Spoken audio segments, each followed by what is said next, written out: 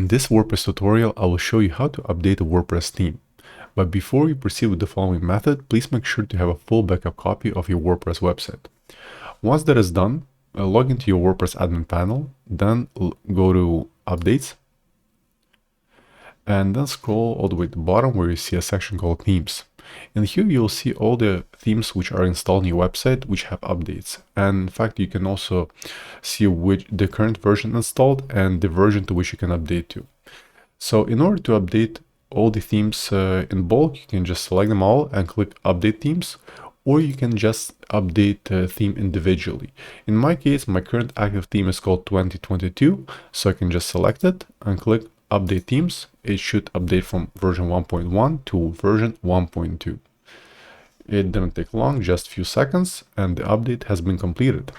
Now I can go to Appearance, then click on Themes, and then look for the current active theme, which is 2022.